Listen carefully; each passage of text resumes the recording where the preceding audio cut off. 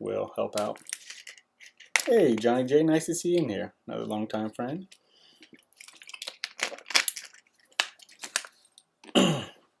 All right. Well, it's a little after 7. I'm going to go ahead and get started with the presentation. Welcome to Dark Academia, the sophomore episode with Rich. This episode is Free Speech and Political Dissidents. It's called Free Speech and Political Dissidents because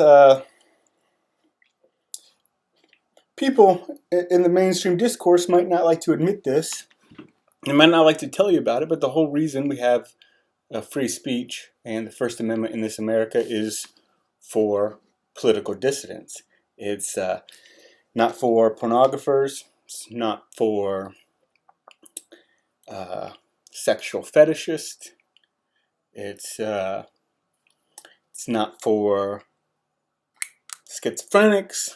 It's for political dissidents. You know, this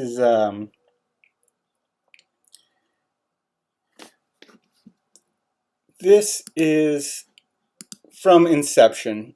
The very origins of free speech in America are the idea that you should be able to complain about your government, complain about public officials, complain about the state of society. And you should be able to do it in a radical way, not in a way that the establishment, that the people who are making the laws like. It's the whole origin. So where the whole thing came about. There was a thing called prior restraints that happened in England, happened in the colonies a bit, where if you wanted to give a speech on something, give a talk on something, you might have to go get a permit from an officer of the court or the king, and basically based on what the content of your speech was, they would deny you a permit. So you might not even be able to go talk about what you want to talk, or if you did, you would be arrested. So this is kind of the early history of it. There's some arguments back and forth about free speech in our circles and otherwise. One that you see in the mainstream is that free speech is just a tool for racists to do racisms, and just for fascists to bring people over to fascism, right? And much to those people's dismay, who make that argument, that's okay. That's free speech too, and that's very true free speech. There's some argument in our circle that there shouldn't be free speech because you end up with all these Bergs and Steens and Roths saying all sorts of terrible things about white people, right? And it's very subversive. And that's a legitimate point, I think. But when you consider the time free speech was enacted, the whole thing was ratified in 1791, a year after the first Congress put together the first Immigration Act that limited U.S. citizenship to white people that have been in the country, that are of good moral character, right? So when people say free speech has gotten subverted and whatnot, and it's being weaponized against the host population, that's a valid argument, and it's true. But they were only able to subvert, like the First Amendment, free speech when they subverted the whole society. These people weaseled their way, they tunneled their way into a society they weren't meant to be a part of to begin with, right? So I think that's an important thing to consider when you're talking about free speech. There's also kind of the friend-enemy distinction to talk about. Free speech for my friends is good, free speech for my enemies is bad. Okay, and we'll see some of that, how that played out today. Some of the early cases, in almost a very Shakespearean way, some of the early restrictions on free speech was during the first Red Scare in post-World War I. And some of the people, Abram Schneck, some of the people who were arrested for their speech were communist instigators. And they were ethnic communists too, right? Then years later, some of those cases end up being used, as we'll see in Brandenburg versus Ohio, those cases were extended so that a KKK leader could give a speech. So you see some interesting play that free speech in the U.S. has always been fought for and extended, and restrictions of speech have always been aimed at people on the political fringes. So in the early 20th century, it was communist, right? You go forward to the 60s, late 60s, you get the National Socialist Party of America versus Skokie in Indiana, and then you get Brandenburg versus Ohio in 1968. So you have a neo-Nazi group and you have a Klan group, right, that are now petitioning for free speech to the Supreme Court. So the whole point of this is that it's important to understand that free speech is always only concerned radicals in America. At some point they were communist radicals, at other point they were right-wing radicals, right? Everybody else, the majority of society has been on the sidelines to what these fringe groups were doing, and were kind of battling it out. And it's very interesting. It's sort of a continuation of a timeless theme, and I'm frankly happy to be a part of it. So with some of the kind of the groundwork laid there, one other thing I want to mention before I really get into it, into some of the doctrines and cases, is that there are parts of speech that overlap and intersect, and sometimes they do it in a messy way, where one doctrine rolls over into another doctrine, and it doesn't quite mesh as well as it should or as you think it might. And some of that you almost just have to take as this is welcome to constitutional law. It doesn't always make sense. Give me 1 second.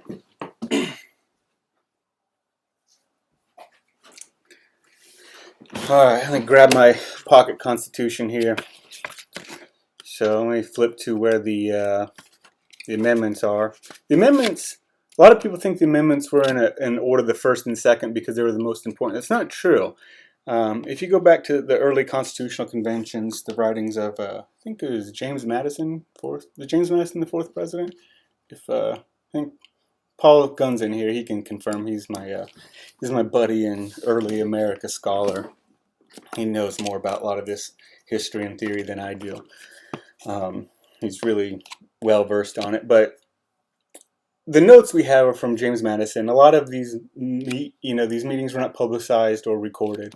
But James Madison took notes, and there was publications of his notes, and people expanded on it. But the way it goes is that the First and Second Amendments weren't even going to be the first and second ones. There was a list, and these ones were the ones they agreed upon, and that's how they ended up. They could have been any number. They don't take precedent over each other. This is just how they ended up when they were voting on them. So the First Amendment, real short, a couple lines. Congress makes no law respecting a religion or preventing free exercise. All right, so you have the two religious clauses, or bridging freedom of speech or of the press. That's it. Congress should make no law bridging the freedom of speech or of the press. And then it goes on that people can peaceably assemble, petition the government for redress of grievances. That's it. You have a few words, right? Constitution is wide, very shallow. And what you're going to find is that if you read that, it wouldn't help you at all. You wouldn't know anything about what you can and cannot say and why.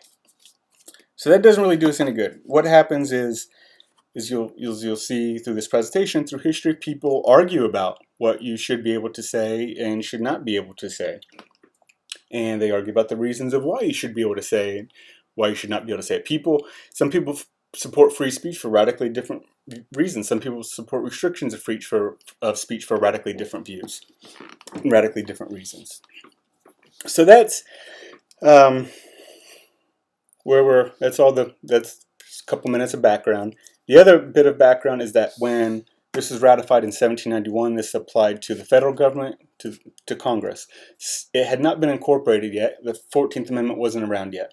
States were able to restrict speech under state laws, and that did happen to a bit. Eventually, every bit of the First Amendment would be incorporated through the 14th Amendment, which means that if something's incorporated, it means that this federal Constitution amendment applies to the states as well, exactly as it applies to the federal government.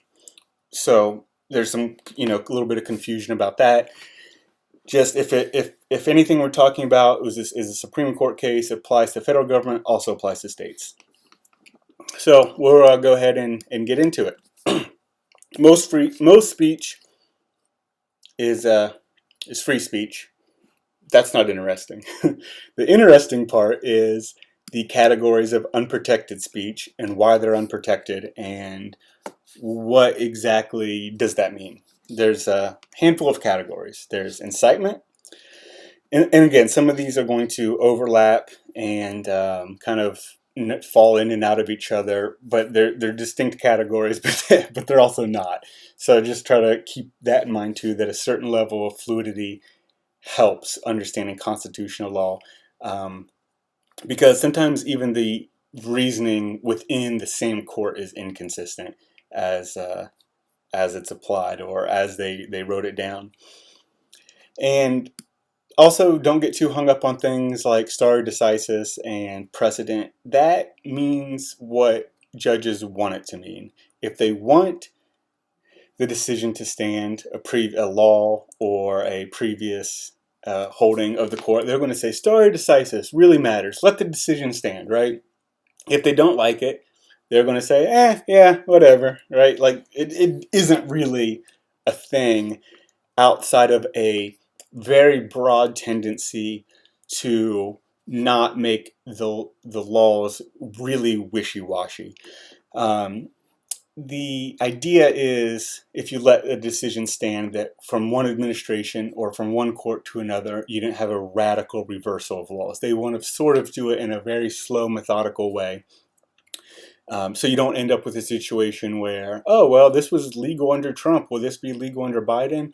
Or that was so-and-so's court. Now it's so-and-so's court. What's going to change? They want to avoid that and at least give the illusion that they are avoiding that.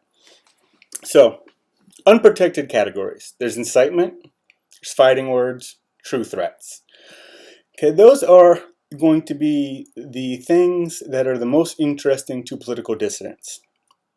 There's then obscenity and child pornography.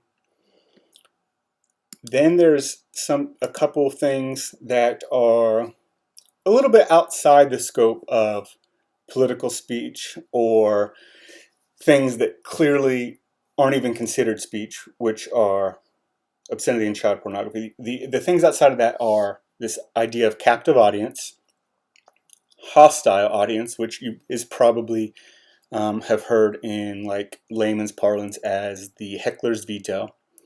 There's commercial speech, particularly false commercial speech. Most commercial speech is now fine, and there's some different cases carved out, and the idea that false commercial speech is not allowed. And then there is perjury, and then the defamation. So you can't get up on the stand in court and lie, and then they found out you lie, and you say, "Ha! Free speech. I have a First Amendment right to lie to you." They're going to say, "No, that's perjury is not within the scope of free speech." Same thing with defamation.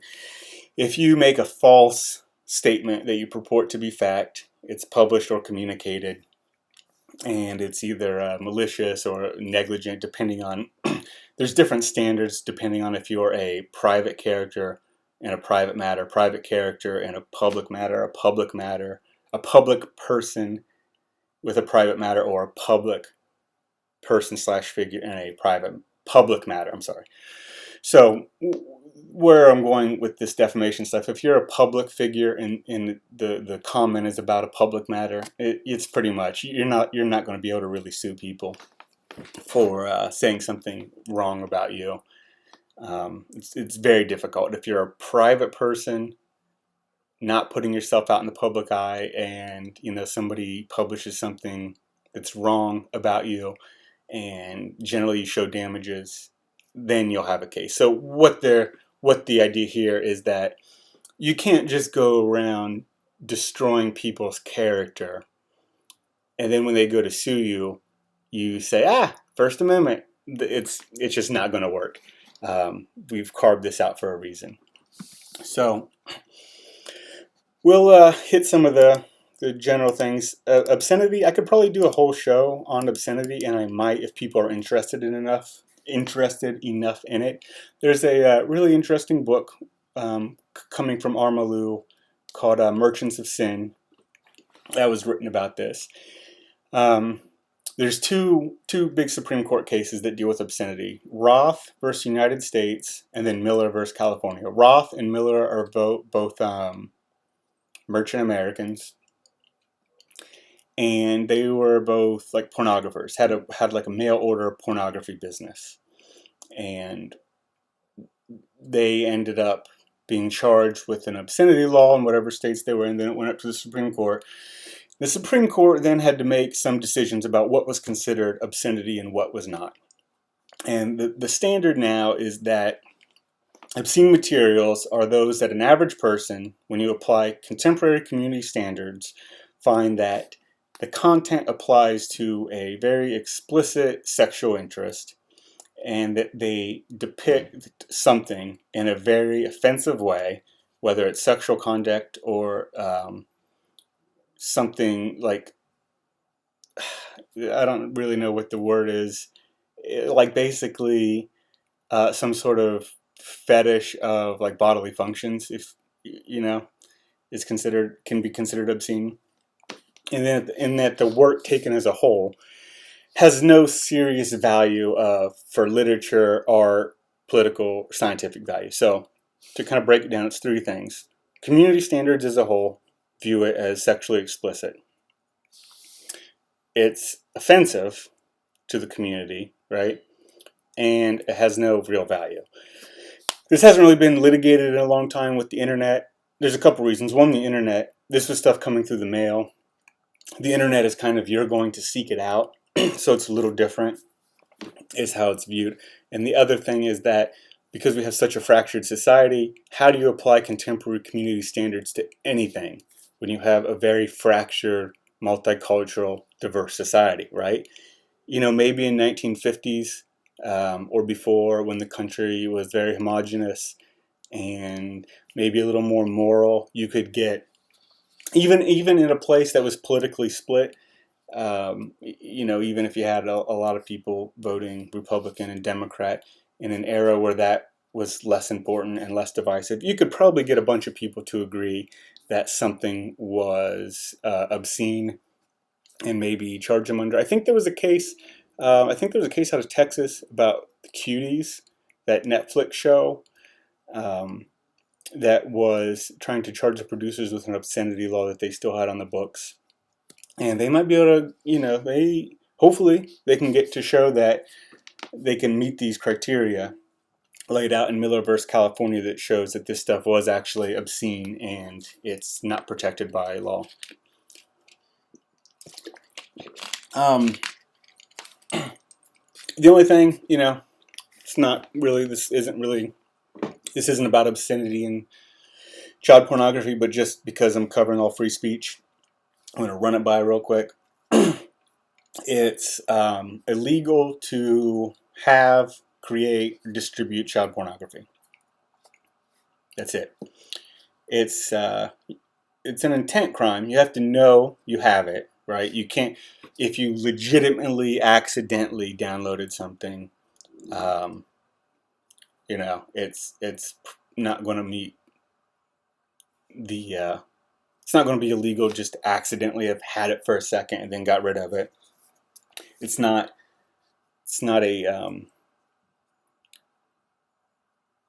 a strict liability offense in that sense, but it's all completely illegal. The only caveat is there was a Child Pornography Protection Act where they said that, they being this law,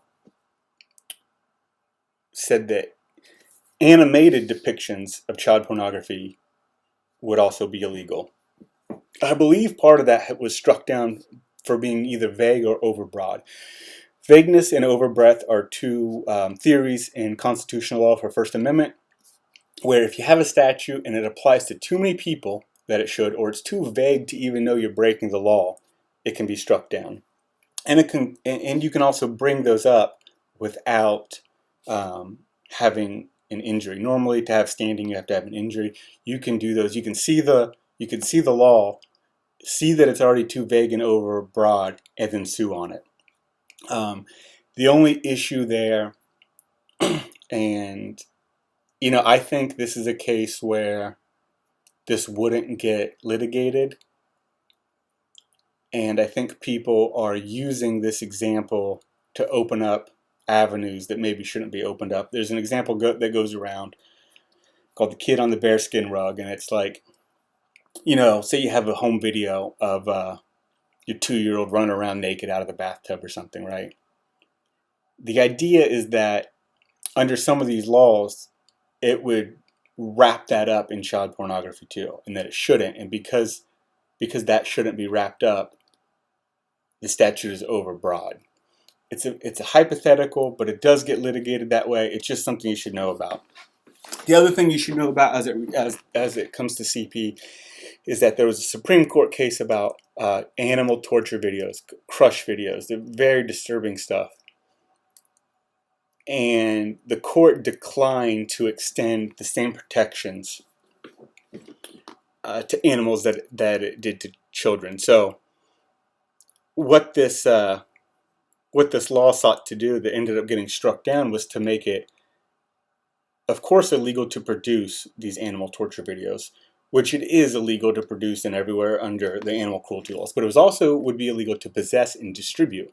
Supreme Court struck that down and said you can't, and they said that child pornography is just way worse. And that was their excuse, which I found really, really poor. It would be like saying, well, murder is worse than rape, so rape's legal.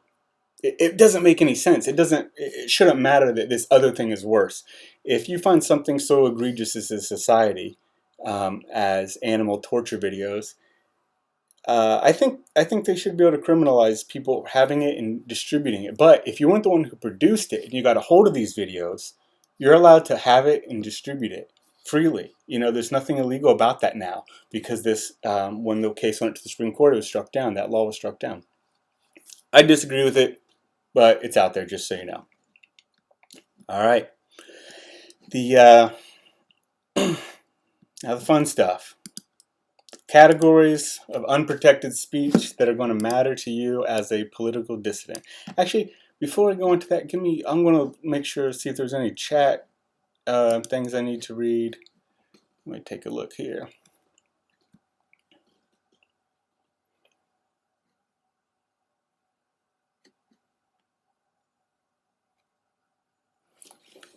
Let me take a look here. I'm still a little bit of a boomer here trying to read some of these.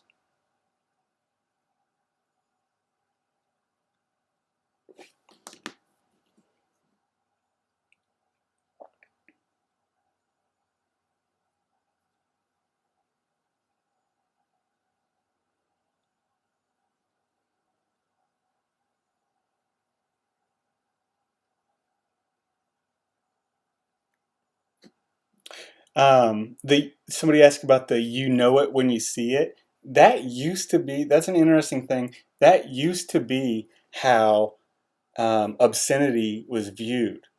Like the Supreme Court used to actually gather. It's an interesting story. The Supreme Court used to gather, and with their their clerks, they would all watch the videos that were coming up of obscenity, and then they would basically watch the video, whatever it was, together, all in a dark room together, right? And would kind of, it when you see it. They would then decide based on that. Very interesting, right? It's not really how it is now, because it doesn't need to be, because they came up with this Miller standard and the obscenity test. So they don't need the "you know it when you see it" anymore, in the sense, because they have that test, but they still sort of use it. But that's where that came from. Honestly, I'm having a hard time. Like, can I just have Paul or RC Oh yeah, the RC. People wonder if that's the actual RC from Twitter. That is the real RC. He is my buddy in real life. So if I just if Paul and RC could like send me the messages over text or something, I'll make sure I get to those like later in the show. So if you guys just like send it to my phone and I'll get to them. All right, let me take a drink of water and we'll get to the real good stuff. All right, unprotected categories of speech that really matter to dissidents. There's incitement, fighting words, true threats.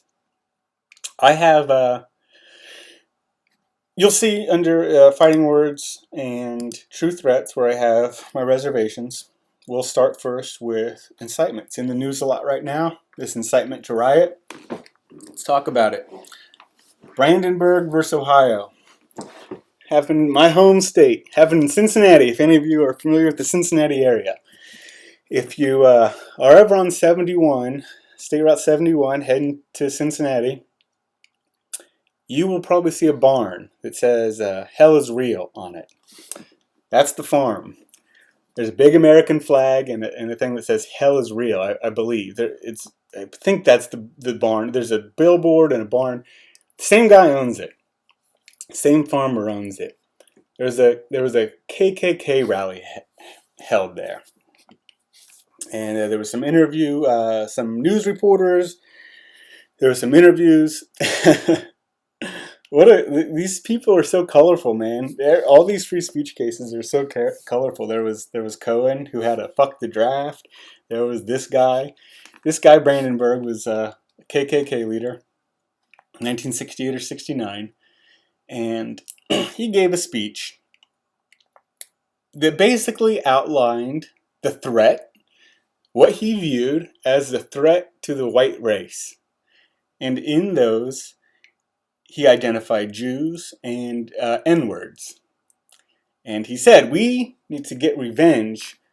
The word he actually used was a combination of revenge and vengeance. He said, we need revengeance against the N-words and the Jews.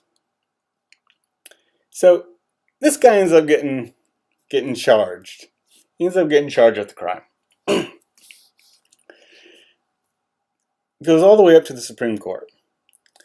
And previously, the previous cases that were laid out by in a case called Schneck and a case called Abrams, where those were both merchant Americans. One was advocating, basically they were advocating to sabotage the war effort in Russia. It's kind of a weird story. Basically, in World War I, you had, this is after the October Revolution, the communists had killed the Tsar and his family. They took over. Then the U.S. was going to attack Russia. They were mad about it and wanted to sabotage the U.S.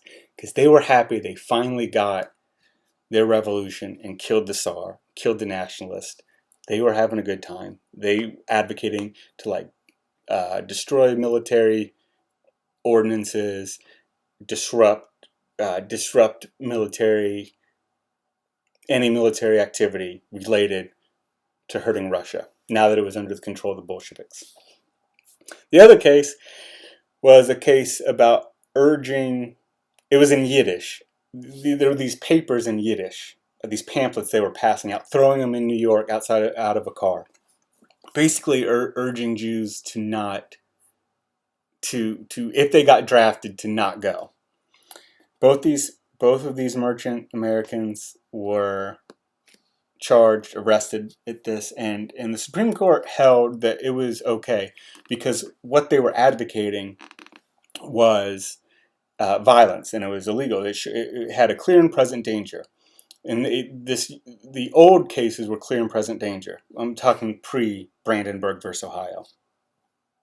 So this is what's leading up to Brandenburg. So this KKK leader gets arrested, charged for saying we need to get revenge against the blacks and the Jews.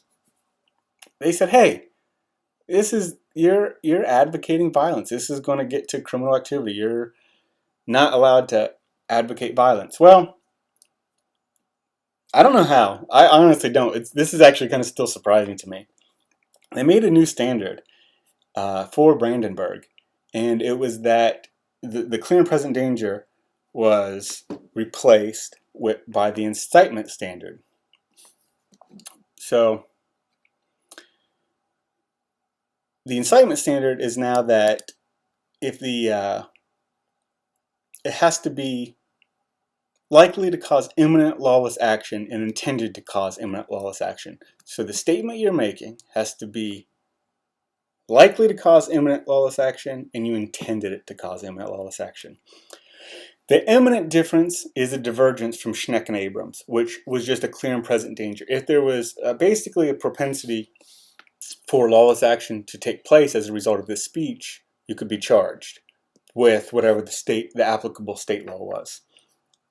This basically reversed that in Brandenburg and said, no, that isn't good enough. It's not enough to advocate for illegal activity or to say things that might advocate violence or even make violence more likely. It needs to be imminent, and you had to intend to do it. The imminent thing is so important. The whole really area of speech for political dissidents, of saying very unpopular things or that might be viewed as unpopular, hinges on this imminence. So if what you're saying, if you're advocating for illegal activity and you're advocating for violence, if you're not advocating it right now, and it's not likely for it to happen right now, you're off the hook. I don't recommend testing it. Most people don't have the internal constitution to look at the 6 police and the FBI and tell them, you're not going to be able to prove that what I said was going to cause imminent lawless action, so you can get the F off my farm, right? You know, some people like to do it. It's not for everybody. Is what it is, right? The imminent thing is so important because the imminent has been construed to mean like right now. Like if it's the difference if someone said, you know, we need to get rid of all these blue citizens. I'm so sick of the blues. These effing blues. The blues are destroying our whole society. Somebody needs to do something about them. Actually, if next time you see one, you should probably just go ahead and run them over, right? Now, contrast to that, we're out, and I say, there's a crowd of people, and I say, that blue right there, he is the reason our society is so messed up. It's his fault, and people like him, and somebody should string him up from the street lamp right now. You grab that rope, you grab his legs, there's the street lamp, let's solve the blue question once and for all. Okay, now it's imminent. There's a blue, there's people who are listening to me, there's a rope, there's a street lamp, there's a scared blue. Like, it's imminent. You know, if it does happen, I'm definitely in trouble. If a police comes in and intervenes, I'm probably still in trouble because I definitely intended it to happen. And if there was any chance it would happen, they might get me. Like, that's probably not going to be free speech. But if I'm giving a speech and there's no blues around, and I said the blues did this, and the blues pushed pornography, and the blues pushed mass migration, and the blues are the reason your 401k is in the tank, and the blues are the reason the housing market collapsed in 2008, and somebody ought to string these blues up by a street lamp. It's not very imminent it's going to happen. I'm saying somebody at some point should do it. It could be 50 years from now, right? It's not imminent. It's not right now. So that is what the imminence means. The speech is not protected if the advocacy is directed to incite imminent lawless action and it's likely to incite and produce imminent lawless action. Okay? So I wanted to do it, wanted to create imminent lawless action, and it was likely. You have the imminent and the likely. Those are the two special legal words, the magic legal words that this hinges on. Now, I would like you to contrast that with Europeans' definition of incitement, where they don't have this long history of being able to mostly say whatever you want. The European definition of incitement is very different. It's an incitement to hatred, and it almost reminds me of the relevant standard in evidence law, whereas if it has any tendency to prove or disprove the truth of the matter asserted, it's relevant. So the standard in Germany, for example, and how these other ones are, it's an incitement to hatred. Now keep in mind, ours is incitement to violence, to imminent lawless action. Somebody could in theory incite you to dump all the tea off the ship, right? Break all the windows at a building. You could be incited to all sorts of lawless activity. It doesn't have to be violent. So keep that in mind. I was using the violence examples, but it could be any lawless activity. It could be incitement to go graffiti. It could be incitement to go ransack the Gucci store. Whatever. I could say, you can just come up with any example. So the way it looks in Europe is that if you incite hatred against a protected group, which they view as national, racial, religious, ethnic, so you have incitement hatred towards a group by saying things about that. You identify the particular group of population, and then you call for violent or arbitrary measures against them. Or you assault their human dignity by maligning the group, segments of the population, based on their belonging to one of these groups. So what this means, arbitrary measures, for example, could be you could be in England and you could say all these Pakis have been raping white women, therefore we should deport them all.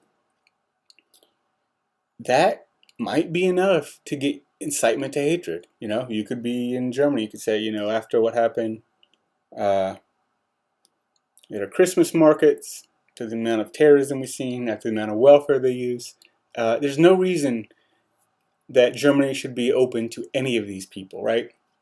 You identified a group. They do belong to a group, right? It's an ethnic group. And you are potentially disturbing the peace. You are inciting people to dislike them. That's radically different than ours. You could be citing true stats about crime, true stats about welfare use, true stats about terrorism, right? And you're still inciting people to dislike them. That to me is frankly mind-blowing, and I have little doubt that I would, if I was somewhere in one of these Western European countries that enforces these actively. If you look at the numbers of enforcements on these and arrests and visits, I have no doubt that I would be have been arrested already for one of these things. So the incitement is like, in Europe, the standard is basically a tendency for people, by what you're saying, you're creating a tendency for people to dislike this group that you're talking about. It's almost hard for me to imagine living that way. You can't make any good faith argument about why you don't want these people in your country.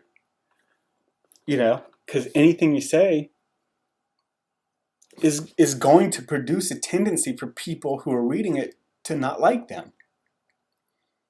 You might be neutral, and if you're not a totally indoctrinated shithead, and I say, here's the welfare rates, here's their unemployment rates, here's their rape rates, here's their murder rate, here's their terrorism rate, here's this, and you're going to say, oh hell, I don't care much.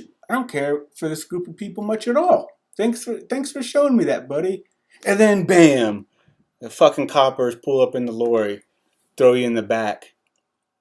Sucks. Sucks, man. So our incitement is good. Our incitement test, thanks to Mr. Brandenburg and his Klan rally, we have a very robust protection for incitement. You can basically advocate for a legal and violent activity so long as that it's not imminent and likely to incite such action in an imminent way. It could even be, you could have one prong. You could have violent speech that is likely to incite and produce imminent lawless action so long as it's not imminent. And if you don't get past the imminent prong, you're going to be off the hook in theory. Okay, this is one of those things like, do you really want to go test it? Do you want to be the guy that tests it? I mean, it's cool. It's only cool in the sense that you could be Brandenburg, right? And, all these years later, we're talking about it, 50 years later. But, and some of these things could change. You could be the guy it flips back on, right? They could say, you know what, this isn't good enough. We need to go back to the clear and present danger, and you're a clear and present danger. So we're going to overturn Brandenburg and go back to Schneck and Abrams. And sorry, buddy, you're the one that got dropped on the head. But that means that you can, incite lawless action. It's likely to produce lawless action so long it wasn't imminent. You could say some things, you could write some things, then it happens later. And somebody could even say, I read this thing that was written and it radicalized me, and he advocated, decorating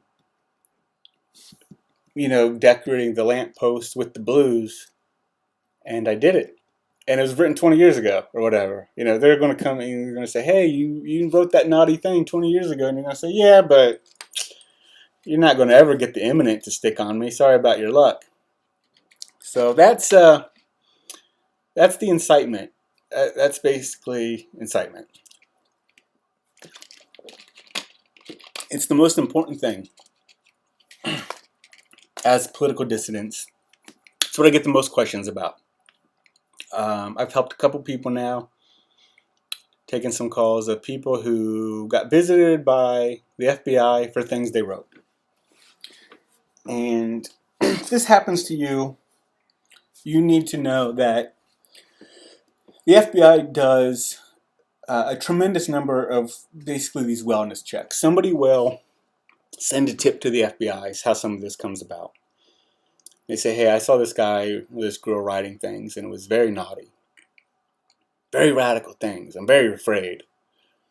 They're going to be the next insert headline person here, right? They're the next school shooter. They're the next bomber. They're the next mass whatever. And the FBI gets it, and they think, oh, hell. Let me look at what this person's writing. And it is a couple standard deviations out of what you might hear boomers talk about on Sean Hannity and shitlibs talk about, tweet about with Anderson Cooper, right? It's different. You're a dissident. You properly hate the system, right? You've identified the target, right? You're taking the flak. You're over the target. So they say, oh hell, let's go see what this person has to say. So they knock on your door and they say, hey, you've been writing this stuff. Can we talk to you? You should say no. Not without a lawyer. I'm not saying anything to you. But what they're doing is essentially their job. The Federal Bureau of Investigation, they get paid to investigate people. Most of what they do is investigation. There's this huge scope. Here's the amount of people that get visited by the FBI a year or investigated for something, okay? And then it gets way narrowed down to the people that get charged with the crime. It's like, here's the people that get convicted. So when you're out here and the FBI makes an initial interest in you for something you said, keep in mind you're way out here. To charge somebody with something, way here. To get a conviction, way here. So don't, if the FBI ever does come knock on your door and ask. They might show up at work. They showed up at people's work. Let's catch them by surprise and get them talking. Don't start talking. Be cool. Remember that anything you write really isn't going to be incitement, because it's going to be hard for them to show that what you wrote was going to produce imminent lawless action, and is likely to do that, right? So you have a pretty robust protection in the United States for any crazy stuff you write.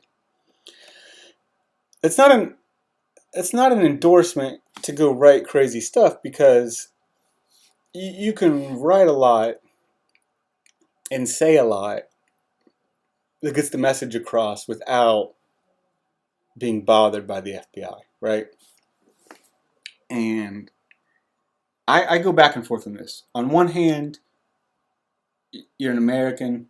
This is super cool. Things are super effed. You should be able to say whatever you want. I've done it. I said crazy stuff, written crazy stuff, tweeted crazy stuff, said crazy stuff out loud, screamed crazy stuff at people out of my car window, screamed crazy stuff out of the bus when I was in middle school. You name it. I've done it. On the other hand, I've also been, there when six police show up. Hey, we have some questions about some stuff you were on the internet. It sucks. It's going to ruin your day. Might ruin your whole week. It's ruined some people's year, because the FBI kept, can we talk again? Call my lawyer. And it ends up being a real pain in the ass. So take that all for what it's worth. The next doctrine we'll talk about is fighting words. There's a case called Shaplinski versus New Hampshire. It's from 1942. You'll notice a lot of this stuff is settled. It has been settled. There's some things going on in the 20th century. A lot of this was still shaking out up until the 60s, which is interesting to note that although we have over a 200-year history of free speech in this country, a lot of the doctrines weren't fully fleshed out until really more recently. I mean, there's our parents were alive when a lot of this stuff was getting fleshed out. So Shaplinski, there's a Jehovah's Witness going around handing out pamphlets. Sheriff comes about and says, hey, you need to get out of here. We don't want your stuff. Shaplinski gets in his face, calls him a racketeer and a damn fascist.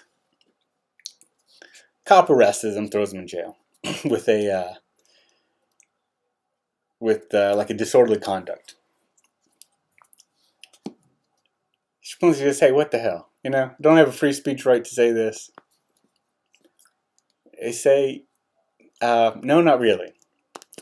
The doctrine of fighting words is that words by which their mere utterance afflict injury and tend to incite immediate breach of the peace, or an invitation or incitement to fisticuffs. Here's the posture in which this is going to come up in. I'll give you a story. I was at a protest in undergrad. It was a Black Lives Matter protest. I had 2 hours to kill before my next class. I just got out of the gym. So I had a good pump going on. It was a sunny day. Had a tank top on. Shoulders looked great. Walking by a Black Lives Matter protest. Heard some stuff I didn't like. Decided to hurl some expletives back. I used a choice language. Next thing I know, there's the biggest lesbian I'd ever seen in my whole life. I thought it was a man at first because the butch haircut and the burly build. Like, I don't know who this lesbian's veterinarian was that had her on horse steroids, but Jesus Christ. I get snatched up by this big lesbian. And she tells me, if you don't get out of here, I'm going to arrest you for disorderly conduct. And I thought, disorderly conduct? What the fuck? Like, this is free. Like, I thought this was America. I'm sorry, bitch. I thought this was America thing. Doing my snow ape chimp out that I do on occasion. In the old days, not anymore. Now I'm a professional. So, let's say she did arrest me with a disorderly conduct. Let's take a look at the disorderly conduct. Here's what I disagree with. So, no person, disorderly conduct, in Ohio Revised Code, no person shall recklessly cause inconvenience, annoyance, or alarm to another person by doing any of the following. And there's several things. One is making unreasonable noise or an offensively coarse utterance, gesture, or display of communication unwarranted and grossly abusive to any language. I disagree with it, okay? But like, I would have a hard time convincing a jury that what I did was not offensively coarse or an unwarranted and grossly abusive language to a person, or insulting, taunting, challenging another under circumstances in which that conduct is likely to provoke a violent response. Also in this, when the lesbian snatched me up, this guy said, somebody should punch you in the face for saying that. I took my backpack off and I said, well then, why don't you punch me in the face, F word? And that's about the time I got snatched up. So if I would have got arrested for a disorderly conduct, would I have been guilty of that? Yeah, looks like it. Okay, so that's the position, that's the posture in which this appears. You are enjoying your day, popping along, looking all juicy in your tank top, looking at girls in short shorts. Next thing you know, you hear something about white privilege. And then you just, you go Super Saiyan, and then you're just like ready to throw down on behalf of all of Europe. And then a La Critora lesbian snatches you up like you're a rag doll. Right? It was fighting words. If you are, and it's unprotected. So these disorderly conduct, these breach of the peace, these menacing laws that can charge you with something for your words alone, even though it's pure speech, it's not protected. So you can be arrested for that. You can be arrested for pure speech if it meets those criteria that I read from the statute. It has to be, and it has to rise to this level of like you're provoking people. Like you are in a situation where you are ready to go ahead and have a fist fight. There's a couple cases. Cohen versus California. Cohen's a Jewish guy. He went into a courtroom in California in 1971 to testify about something. He was a witness. He had this is 1971, end of the Vietnam War, draft still going on. He had a vest or a jacket on that said, "Fuck the draft." Cop arrested him. And he gets charged with disturbing the peace. Goes up to the Supreme Court. The holding is that saying that having a fuck the draft, fuck anything, really, is okay. And it's not offensive enough to disturb the police. 6 years later, National Socialist Party of America versus Skokie, Illinois. The National Socialists are holding a march in Skokie, Illinois, a place with a very, very high concentration of Jews, ethnic Jews. And a lot of them were so-called survivors. 1977. So we go from 71 Cohen, 77 National Socialists, right? 6 years later.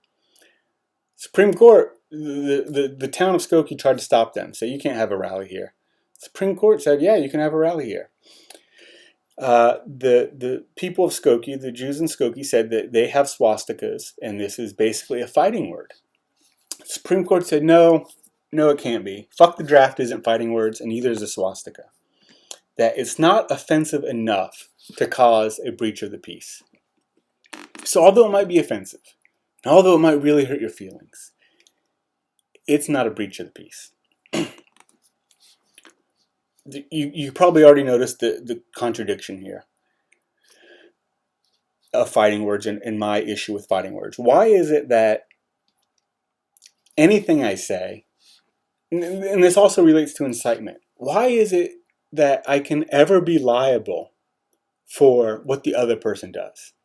Why can I not say the most horrific and egregious stuff to a person, and because it might cause a fight to break out, why is it on me? Let's say I do try to incite a riot, and let's say I incite a riot. Why am I in trouble for inciting the riot? Ultimately, I don't have a mind control device.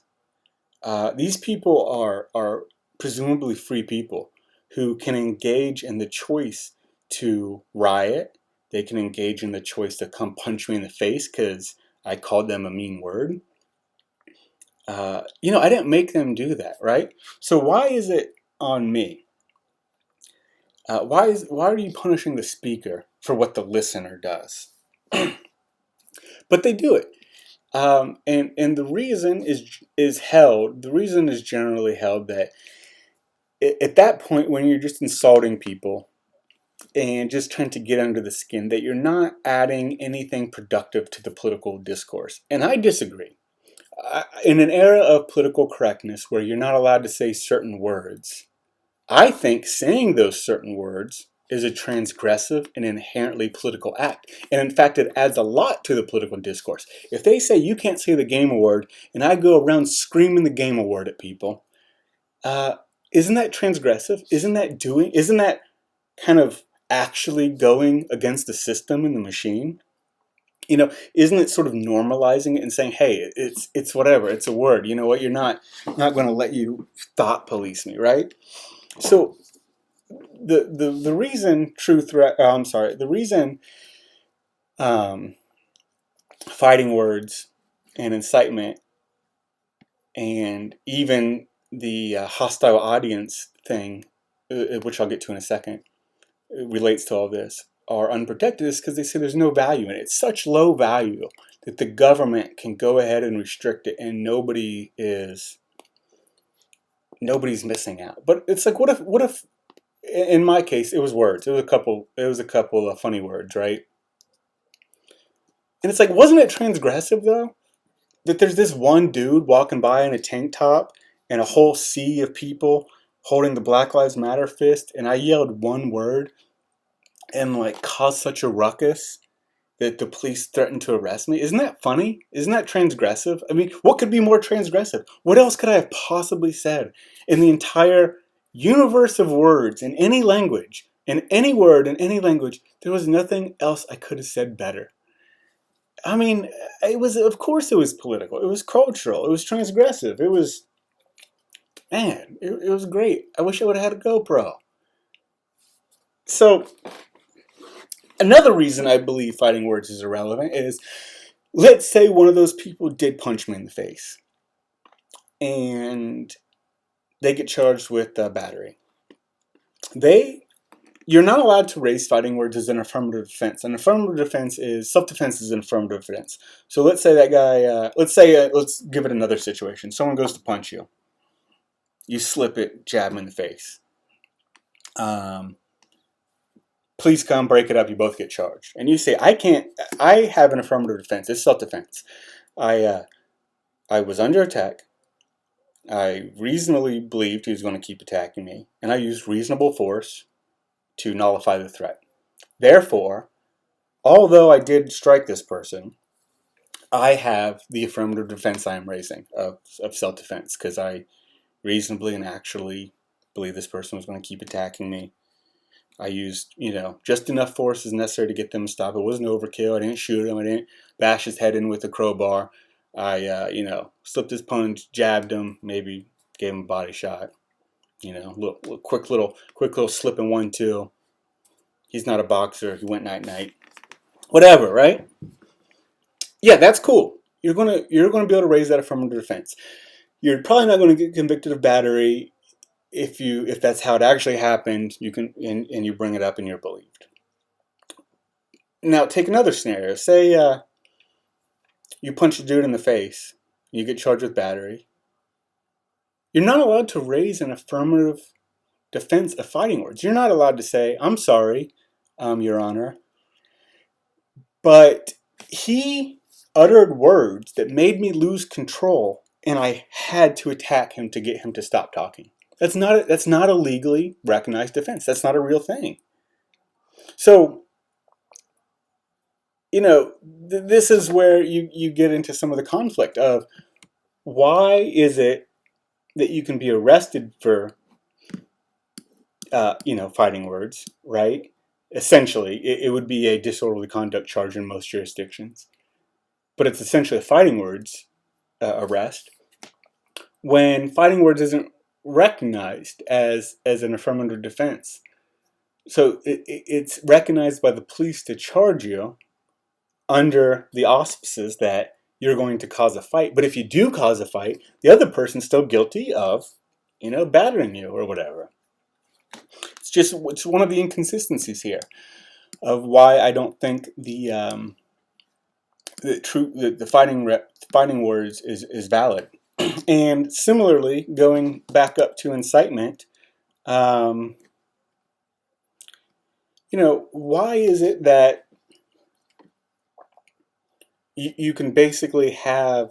Oh, I'm sorry. Let me go to. Let me cover hostile audience really quick. It's known as the heckler's veto. There's a case from 1951, Feiner versus New York. It's college students giving a speech, and he's kind of racially agitating black people against whites, telling this group of blacks that white people are holding them down and they're evil and they need to go against them, right? I haven't looked up Feiner's ethnicity, but seems suspect. So he's giving a speech. People are getting rowdy. People are getting mad at him. The police arrested him, and the arrest was held to be good. And this is going to be a nuanced thing in First Amendment jurisprudence. The reason they didn't arrest him to stop him from talking. They arrested him. Okay, wait. Let me rephrase that. They didn't arrest him to stop his message. If they would have done that, it would have been a content-specific suppression of speech, which would not be constitutional because it was a political message. They said they arrested him to basically prevent a riot from breaking out. And this gets back to, this is the heckler's veto case, and this gets back to if you're arrested for incitement or fighting words. And it's like, okay, yeah, let's say you are saying stuff that might get people really riled up. But why? What if it's all true? And they do get mad and they do go do something. Why would the speech be punished? Why wouldn't you just punish the people who did the illegal things if you were in a position of trying to keep order? It seems a little broad to me. Maybe you disagree, but I don't think they should be punishing the speaker. I don't think, I think if the mere utterance of a word causes a bunch of people to chimp out, I kind of view that as on them. Are we not adults? Or do we have, it's sort of saying like that cop that snatched me up and made me leave the area, she walked me out of the Oval where the protest was going on. And instead of, she sees me again, she's going to arrest me or whatever. And I was like, I got like class in an hour. Leave me the fuck alone. But she was basically saying that all these people they have such low impulse control that me saying a funny word that you hear on Xbox Live daily was like enough of a problem that I was causing them such an issue that they had to get rid of me. I find that very bizarre. And I think it is also placing blame on a speaker for the action of people that they don't control. Even like I said, even if you did intend to incite a riot, ultimately those people all made the decision to riot independently, right? Anyway, that's my take on it. Let's do true threats. This is another place that is important to dissidents. The reason it's important is here's the case. The case is Watts versus United States, 1969. It's another draft case. This guy is a draft protester, and he said, if I get drafted and they hand me a rifle, the first person I'm pointing at is LBJ, Lyndon Johnson. He gets arrested. And the arrest doesn't hold. And 3 factors came out of this case in the Supreme Court called the Watts factors. And it's basically what it came down to was that comments made during a political the comments were made during a political debate. So if that happens, it's going to lean more towards not punishing you, free speech, you won't be charged.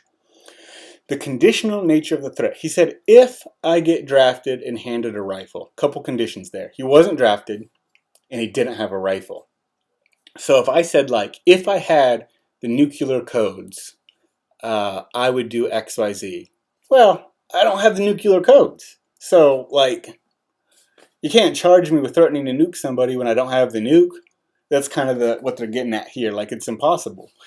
And the reaction of the listeners. Also another place in this free speech jurisprudence where they look to the audience. So in this case, when Watt said, the first person I'll take my rifle and aim it at is LBJ, the people kind of laughed and chuckled and were like, yeah, that's funny. You're a funny guy. So they didn't take him. They got that it was political hyperbole, right?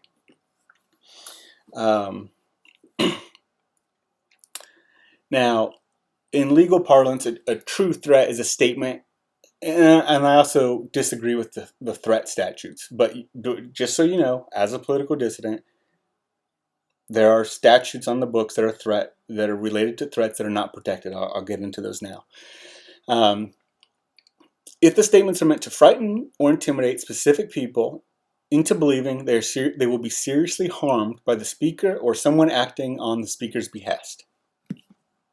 So California has in the California Penal Code, it's a serious crime to make threats to harm or kill another person. Specifically, criminal threats are threats of death, great bodily injury, and are intended to, or actually do, place victims in reasonable and sustained fear for their safety or for their family safety.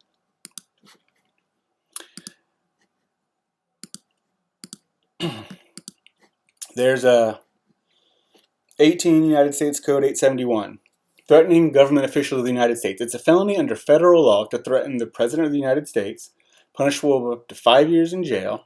It's investigated by the FBI. So it's let me see if there's let me see if I can find the exact code here.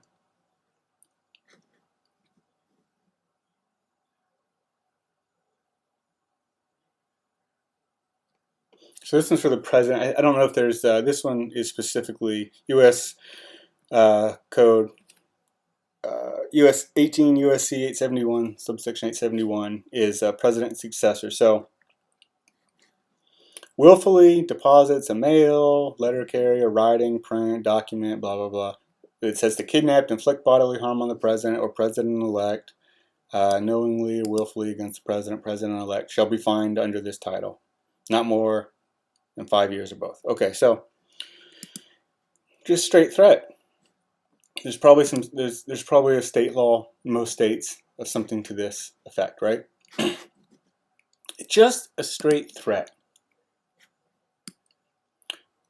There was an analysis when Trump was coming in. There was over 12,000 calls for his death and or threats. A call for his death versus a death threat is a little different. Saying, I'm going to kill you versus somebody should kill you is frankly different. The way these read. Somebody should do something is different than I'm going to do something. You know, take it for what it's worth. So, here's one problem with this. You just need to know it's out there. There's another case called Elanis vs. U.S. This guy wrote a series of rap lyrics to his song to his ex-wife, threatening his ex-wife, members of law enforcement. I think he threatened a kindergarten or something. That went all the way up to the Supreme Court, and I think they said it was it's conditional. You have to cause the apprehension or whatever. Actually, I'm going to look at that case. Give me just 1 second.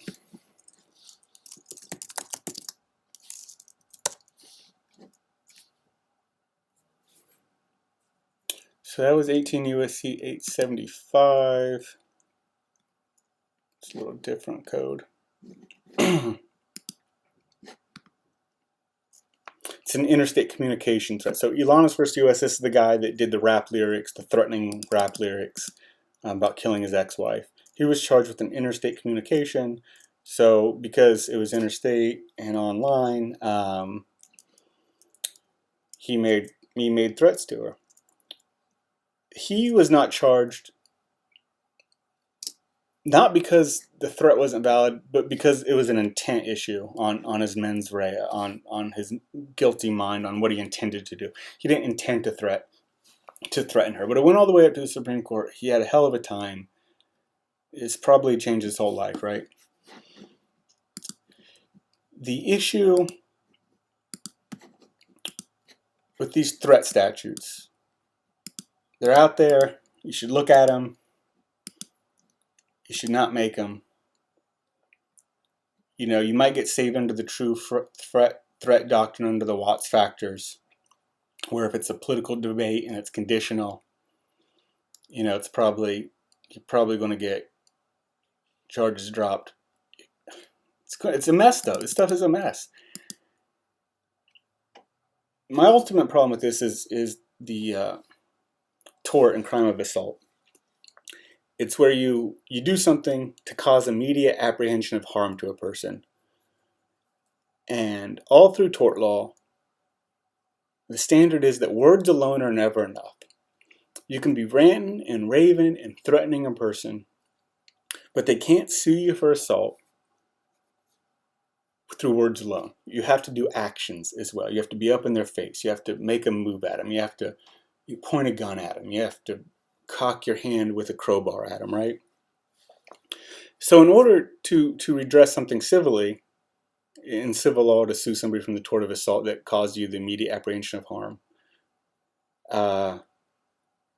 it's very well known that words alone are never enough. But when we get to these true threats, threatening the president, threatening somebody else, if you cause them to be feared and it was reasonable, words alone were enough. And this is just a place where if you went through law school and you paid attention, you would say, huh, that's a really weird contradiction. It's just plainly, you know, why is it in this one legal doctrine words are not enough to constitute a true threat or a threat or you know, to cause you to apprehend being harmed, but in this other place it is, you know, and there's frankly no explanation for it. It's weird. If the threat is conditional, related to politics, you know, you're probably good under Watts. If it's personal, not related to politics, you're just threatening somebody, or even if it is related to politics and you're threatening somebody, but it's not conditional, probably going to at least get you know, a wellness checkup. Hey, how you doing? We saw some stuff you were posting on the internet. You okay, buddy? You want to talk to anybody? It's it is what it is, man. Let me see what else I have here.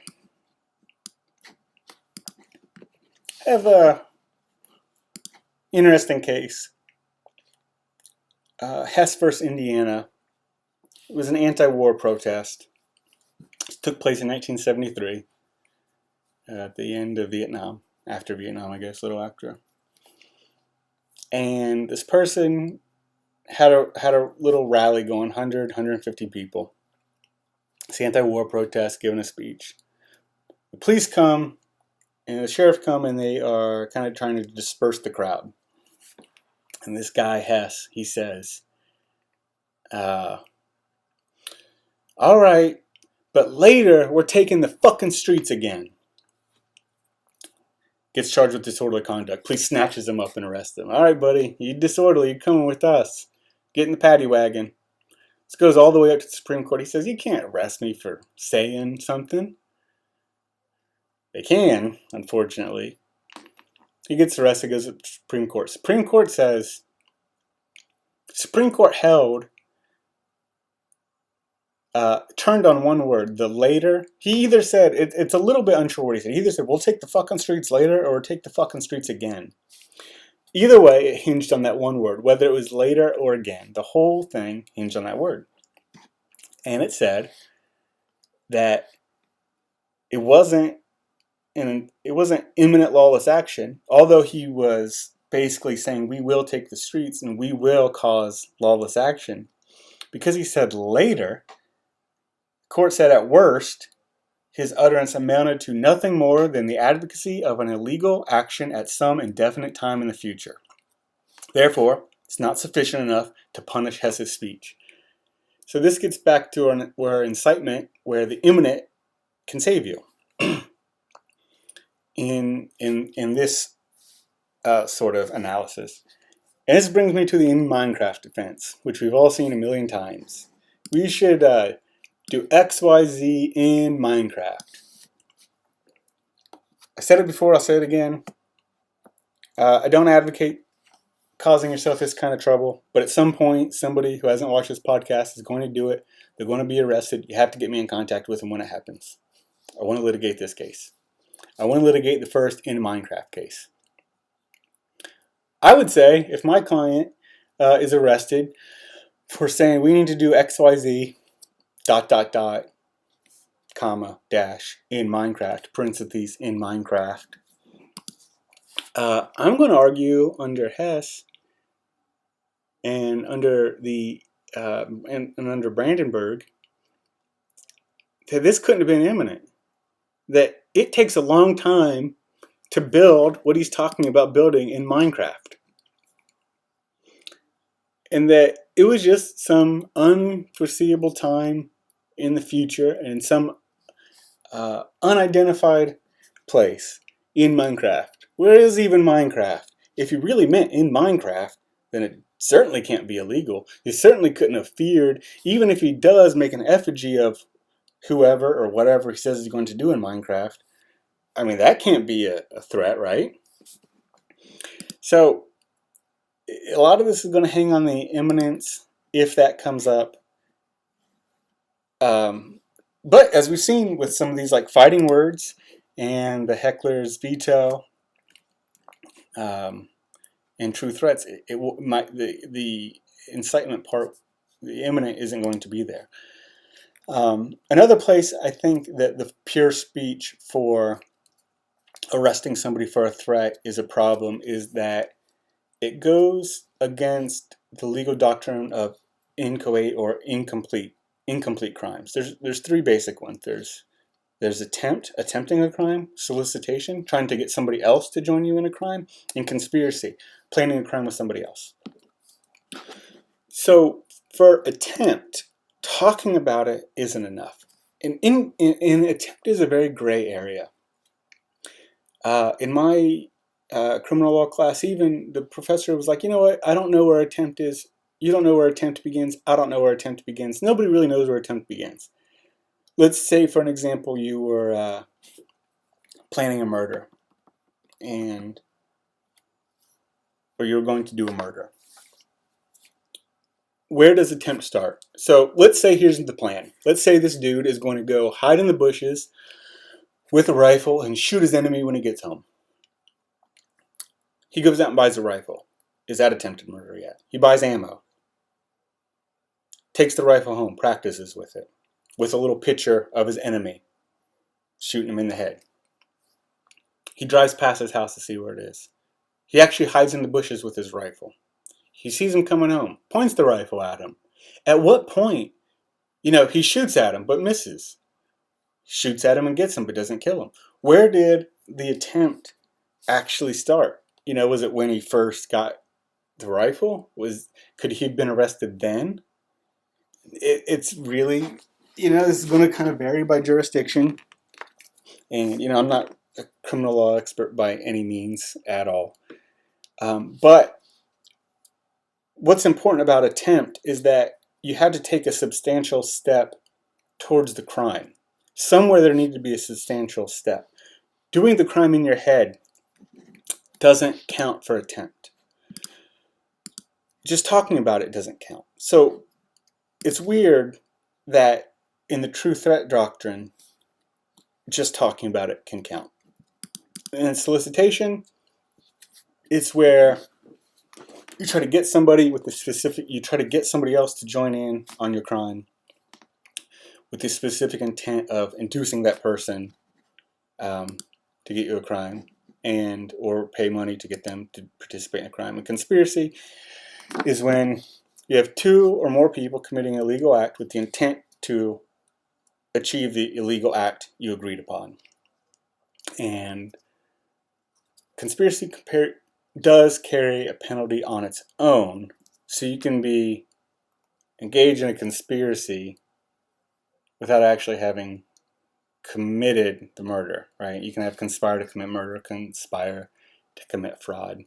But here's the thing. One or more of the members of the conspiracy has to commit acts to further the goal of the criminal conspiracy. It's really not enough that you and your buddy talk about hypothetically doing something illegal. That's not yet conspiracy. It generally needs to be one of the members has to do something to further the goal, an actual act, not just words. So in all these other areas of law, inchoate, criminal law, the tort law of assault, you see time and time again that the words alone just weren't enough to get you there. But then when it comes to some of this speech, even if it's political in nature, which is in theory, not just in theory, in practice, in theory and in practice, the most protected, the most sacred speech, the only speech that really ever mattered for free speech. It's something to think about. There's I'll just touch these real quick in case you're interested in knowing. There's a captive audience theory, and this is basically where this comes about is people generally, you have the right to speak, you have the right to not speak. We'll talk about that too in just a second, just to fill out this whole picture. But you also have the right somewhat to not be like forced to listen to this stuff. And that is where captive audience comes in. Where it's really used is in red light district skid row ordinances. And what this means is cities can pass ordinances to keep adult bookstores and strip clubs away from residential neighborhoods. Like they don't want to see it because we're like a captive audience and it's in our neighborhood and we have to see it. So there's a body of law about like nude dancing and how that relates to free speech. It's outside the scope of what we're talking about here. But cities have made zoning laws, and then it's gone up about free speech. They say, you're only zoning me out based on the content, and therefore it's free speech. But the captive audience doctrine sort of allows it. And the captive audience doctrine is just basically a theory, and theories are just made up by people oftentimes who think, you know what, yeah, we should be able to put pornography stores and strip clubs on the outskirts of town, and then that they often have a decision in mind. We'll see this very much with all the civil rights stuff. A decision was already decided. They already know what outcome they wanted, and then they go back and come up with a theory and a doctrine. And sometimes they suck, sometimes they don't, to justify why they're making this grand change in society. And the other thing are secondary effects that comes up on these zoning laws. So cities will say, no, we're not zoning you out because you're a strip club. We're zoning you out because strip clubs tend to have people getting fights, and we don't want fights in our neighborhood. Whatever. It's out there. The other thing that's not really protected is the area of commercial speech. Commercial speech is very much protected. There's a Hudson test that's out there you can look up. commercial speech has robust protection, but there's a couple interesting things. One is a concept called FDA exceptionalism. And the FDA, generally, the government cannot force you to speak. They cannot force you to avow something, to snitch on yourself, whatever. But the FDA makes companies put like food labels and calorie things on their packaging. They say what can be in the packaging. There's speech, commercial speech that's like misleading is generally not allowed. You're not allowed to make claims that this will cure cancer when it's not going to cure cancer. But if it's lawful speech and not misleading, there's a high scrutiny for the government to put any limits on commercial speech. There was a case, the beer wars. It's Reuben versus Coors. The the government was trying to make beer companies remove the alcohol content from their beer, because what was going on in the 90s is there was kind of a soft war. You probably heard of the milk wars, there's the beer wars, there's all these different wars that go on in courts, or the dairy wars. This was about alcohol companies kept trying to one-up each other by making a stronger beer. And Coors wanted to put whatever alcohol content there was, and the Federal Alcohol Administration Act said, no, you can't do that. And the court said 9-0 that the government can regulate speech, but has to have a substantial interest, and the regulation directly affects it. So it's like an intermediate scrutiny. There's 3 standards of scrutiny: strict, intermediate, rational basis. That's not really important to get into. All you need to know is that protected speech gets the highest scrutiny of the government limiting it. And so because this is protected, it's a high scrutiny. And the court said, no, you can't prevent the beer companies from putting their alcohol content, on their label. You got to let them do that. So that is something just to know about. And I think, let's see what else I have in my notes here. I think that's really most of my presentation here. I had a little note on red flag laws. There were some places where red flag laws, a person getting red flagged often doesn't break any speech laws. So the red flag laws are an issue because, aside from the obvious things, it's like, what's the standard? They are applying red flag laws on really this standard that doesn't exist in a historic jurisprudence or legal theory. They're sort of just doing it on their own. So there was an excerpt from an article I'm reading here about a member of the Atomwaffen division who was red flagged. And it says the request to seize Cole's guns was reportedly made to Seattle police by the FBI, which did not have enough information to file criminal charges, but believed Cole posed a serious threat to public safety. So he didn't do anything illegal, but they took his guns away. This is obviously, so he's obviously saying stuff that maybe is edgy, but it's not edgy enough to even be illegal. So maybe he is inciting people to violent activity, but it's not imminent, so they can't charge him with any sort of incitement charge they might have on the books. So this is essentially, the red flag laws is essentially circumventing what the Supreme Court has carved out as already unprotected speech by saying this other stuff is unprotected, therefore we can red flag you. I think they also talk about in the article that his association with the group played into this decision to red flag for the judge to sign this extreme risk protection order. It's not illegal to associate with groups. It's only illegal to materially aid. If it's a terrorist group and you materially aid them, you provide aid in the form of training, weapons, money, housing, whatever, with the intent that they carry out terrorist activities.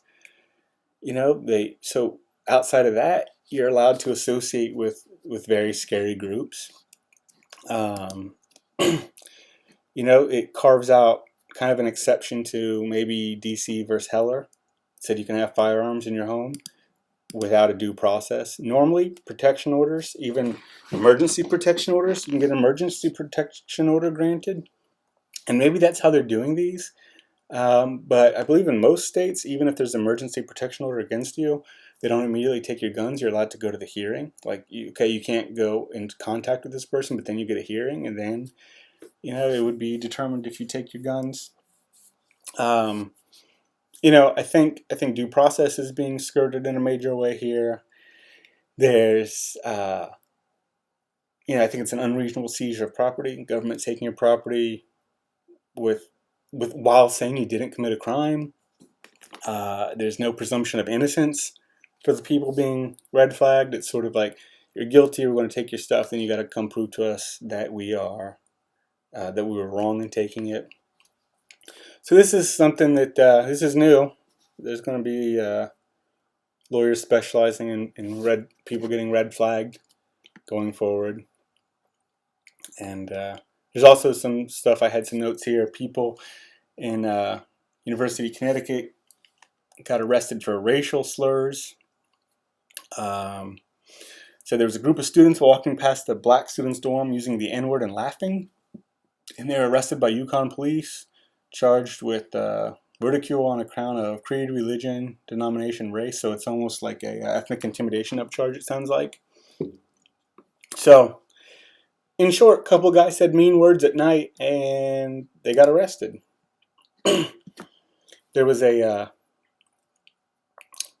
and there's no hate speech carve out in the United States. Is recently in this case called Mattel vs. Tam, where this band called the Slants applied for a copyright for their name. It was denied by the Copyright Office, or because of a racial slur. Went all the way up to the Supreme Court. Supreme Court said, "Hey, we might not like it, but we can't step in and stop people from using slurs or using it as their band name." So, man, there's just a lot out there, a lot of stuff, all kinds of cases, all kinds of interesting stuff going on. Some of it what I want to get into. So,